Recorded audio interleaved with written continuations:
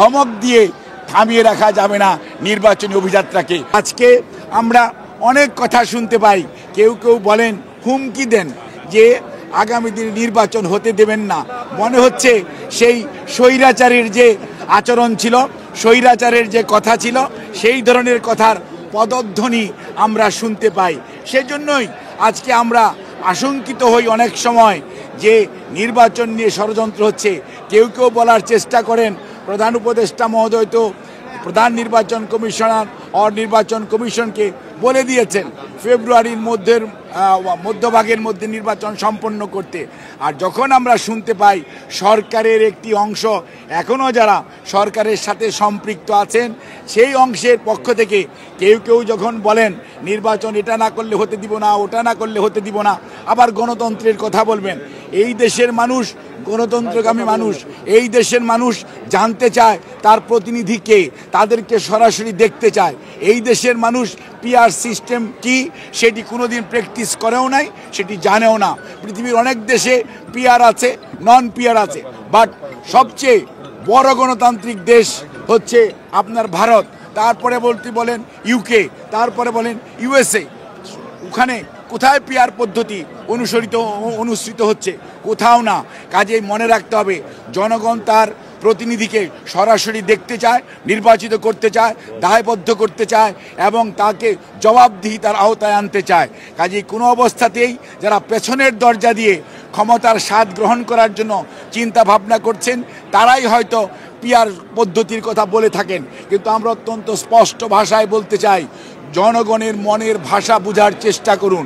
এই জনগণ বিগত প্রায় 8 সন থেকে 24 সন পর্যন্ত তাদের সরাসরি তাদের যে মালিকানা সেটা ফেরত পায় নাই।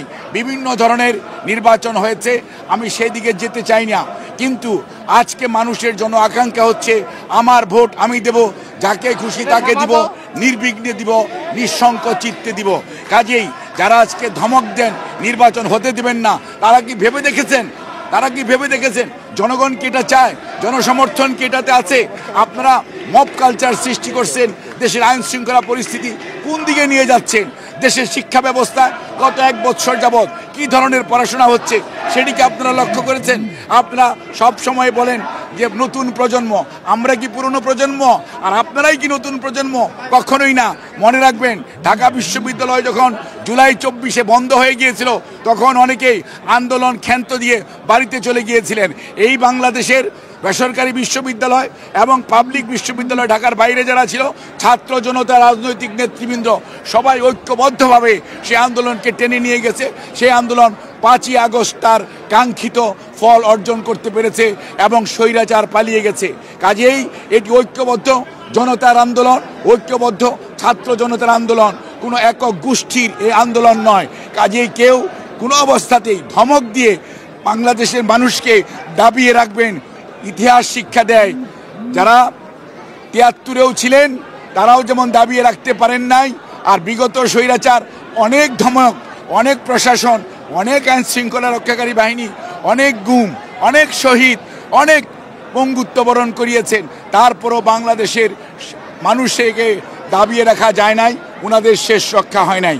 কাজে আমরা বলবো, আসেন আমরা সবাই মিলে ঐক্যবদ্ধভাবে যারা 24-এর যেই জুলাই আন্দোলন এর সবাই একসাথে ছিলাম, একসাথে থাকি এবং দেশের মানুষের উপর দায়িত্ব দেই, তারা তাদের নেতৃত্ব নির্বাচিত করুক এবং সেই নেতৃত্বের মাধ্যমেই আগামীর বাংলাদেশ হবে। তাহলেই শহীদদের আত্মা শান্তি পাবে, পঙ্গুত্ব বরণকারী মানুষগুলো তাদের যে কষ্ট কিছুটা হলেও লাঘব হবে।